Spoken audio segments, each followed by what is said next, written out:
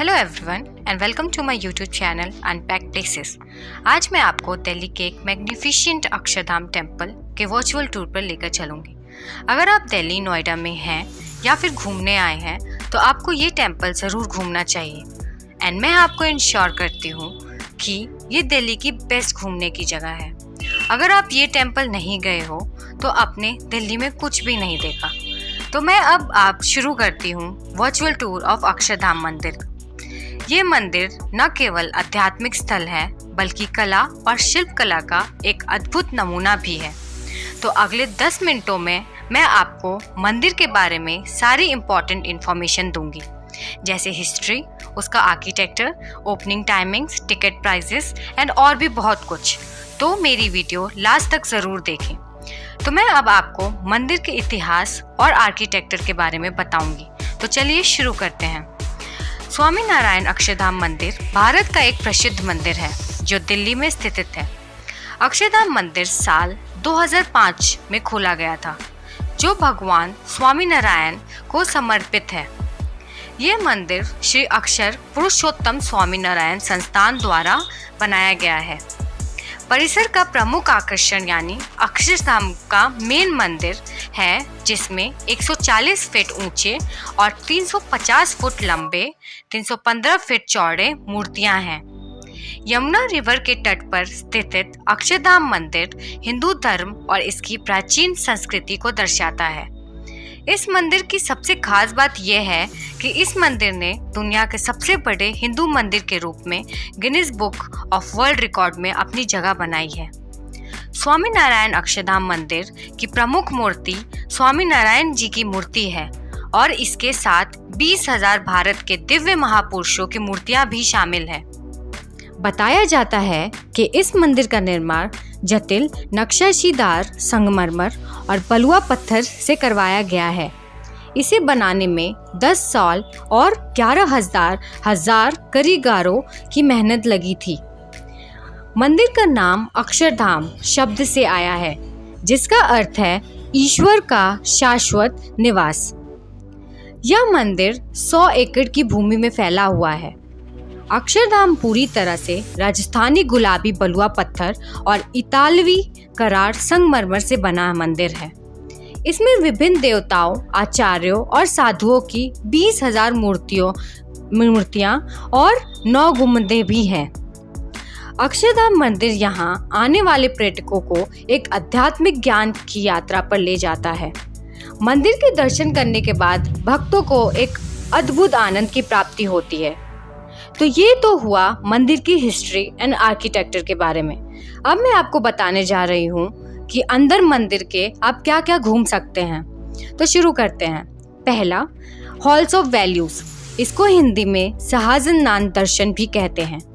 जैसा कि नाम से पता चलता है, द हॉल ऑफ वैल्यूज दृढ़ता, अहिंसा, पारिवारिक सद्भाव, प्रार्थना और नैतिकता जैसे मूल्यों का गहराई से ज्ञान लेने के लिए बनाया गया है। हिंदू संस्कृति के कालातीत संदेशों को ऑडियो एनिमेट्रिक शो द्वारा बताया जाता है। हॉल में घनश्याम महाराज स्वामी नारायण के बाल रूप में मंदिर का सबसे छोटा एनिमेट्रॉनिक रोबोट भी है वहाँ पे। दूसरी जगह है म्यूजिकल फाउंटेन। इसको द वाटर शो भी कहते हैं।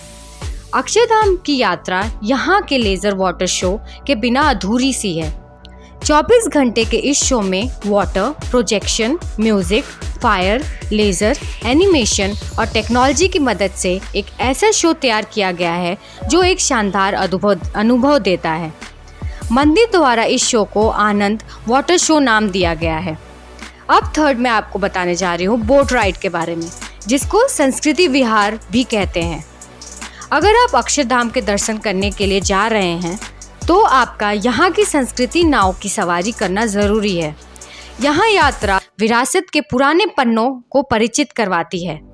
इसमें वैदिक भारतीय जैसे आर्यभट्ट, ब्रह्मपुत्र, कालिदास, चाणक्य और बहुत कुछ का योगदान है। इसके बाद यह सवारी तक्षशिला को दिखाती है। तक्षशिला वो जो दुनिया का पहला विश्वविद्यालय है, जिसमें घुड़सवारी और युद्ध के सबसे सबक शामिल हैं।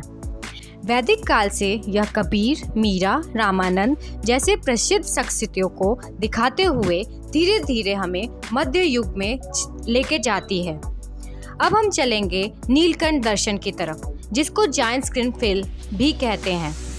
एक महान विशालकाय थिएटर में नीलकंठ नामक एक योगी की कथा इसमें के माध्यम से भारत की जानकारी दी जाती है, जिसमें देश की संस्कृति और आध्यात्मिकता के माध्यम से जीवन दर्शन में उतारा जाता है।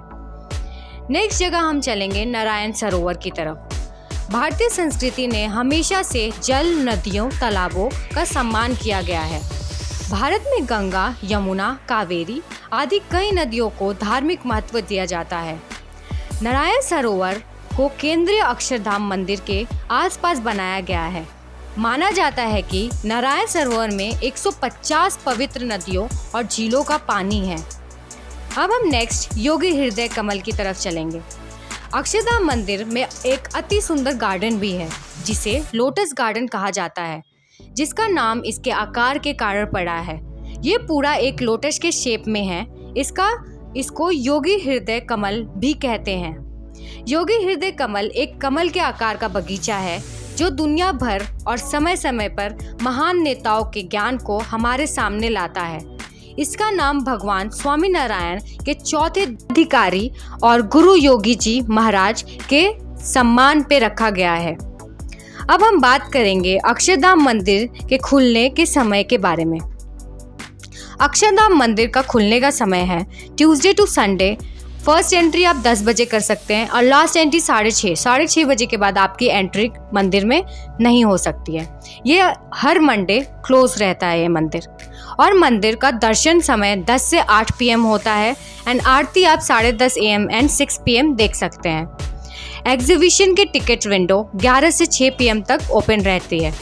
वाटर शो का ticket window currently 6:30 PM to 7:30 PM open रहता है।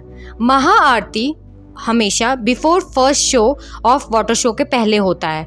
और मंदिर में घूमने के लिए कोई फीस नहीं है, आप मंदिर में आराम से घूम सकते हैं, पर एग्जीबिशन एंड वाटर शो का फीस है।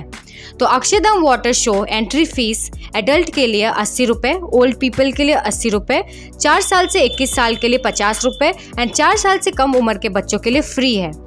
Boat ride and exhibition tickets adult के लिए 170 रुपये, ओल्ड पीपल 125 रुपये, 4 साल से 21 वर्ष के लिए 100 रुपये एंड 4 साल से कम उम्र के बच्चों के लिए फ्री है। नाउ मैं आपको कुछ टिप्स ऑफ अक्षरधाम टेम्पल देना चाहूँगी। आपको बता दें कि अक्षरधाम मंदिर परिसर के अंदर किसी भी प्रकार के इलेक्ट्रॉनिक्स वस्तु ले जाना वर्जित है, इसीलिए अपने साथ मोबाइल फ़ोन या कैमरा ना लेकर जाएं। वहाँ एंट्री पर आपको क्लॉक रूम मिलेगा, वहाँ आप अपना इलेक्ट्रॉनिक्स गैजेट फ्री में जमा करवा सकते हैं और अगर आपके पास कुछ सामान है वो भी आप वहाँ स्टार्टिंग गेट पर जमा करवा सकते हैं। अंदर शूज़ पहनना मना है। कोई भी सामान जैसे थैला and also mobile electronics gadgets allowed नहीं है, तो आपको सब चीज़ें क्लॉक रूम के अंदर जमा करनी पड़ेगी मंदिर जाने से पहले। और आपको ये भी बता दूं कि मंदिर जाने से पहले आपकी पूरी अच्छी तरह से जांच की जाती है, तो ये बेहतर होगा कि आप सारी चीज़ें पहले ही जमा कर दें। मंदिर के पास पर्याप्त पार्किंग स्थान उपलब्ध हैं, तो आपको पार्किंग की फिक्र करने की ज़रूरत नहीं है। मंदिर के अंदर खाने की वस्तुएं ले जाना निषेध है, तो आप मंदिर के अंदर खाने की वस्तुएं ना लेकर जाएं। पर मंदिर के अंदर एक कैंटीन है जो कि सारे प्रकार के फूड आइटम्स देते हैं, तो आप वहाँ पर खाना खा सकते हो। एट लास्ट अब मैं आपको मोस्ट इम्पॉर्टेंट बात बताऊंगी ड्रेस कोड के बारे में। ड्रेस कोड आपका अपर वेयर पूरा shoulder, navel and upper arms cover होना चाहिए and lower wear at least knee length तक आपका कवर होना चाहिए। अगर फिर भी आप कपड़े पूरे पहन के नहीं जाते हैं तो आपसे 100 रुपये में फ़ीस लेंगे और आपको एक सेरोंग लपेटने के लिए कपड़ा देंगे। इस कपड़े को पहनकर ही आप मंदिर के अंदर जा सकते हैं और फिर जब आप मंदिर से बाहर निकले तो आप ये कपड़ा उनको वापस दे दें, तो वो आपको 100 रुपये आपका रिफंड कर देंगे। आप अपना बेल्ट, पर्स लेकर अंदर जा सकते हैं, पर बेल्ट और पर्स दोनों की चेकिंग की जाएगी। आप वहां अक्षरधाम मेट्रो स्टेशन से जा सकते हैं, वहां से बहुत पास है मंदिर। आप राइट की तरफ चलेंगे, 3 मिनट के अंदर आपको मंदिर दिख जाएगा। और डिस्क्रिप्शन में मैंने आपके लिए near railway station and how can you reach by airport और भी नियर बाय होटल्स जहां आप रुक सकते हैं का लिंक प्रोवाइड किया है। अगर आपको देखना है तो आप मेरे डिस्क्रिप्शन के लिंक पे जा सकते हैं। That's all for virtual tour of Akshardham. अगर आपको मेरी वीडियो पसंद आई हो और अगर आप और भी नई नई जगहों के बारे में जानना चाहते हैं तो आप मेरी वीडियो को लाइक और मेरे चैनल को सब्सक्राइब करें। Thank you.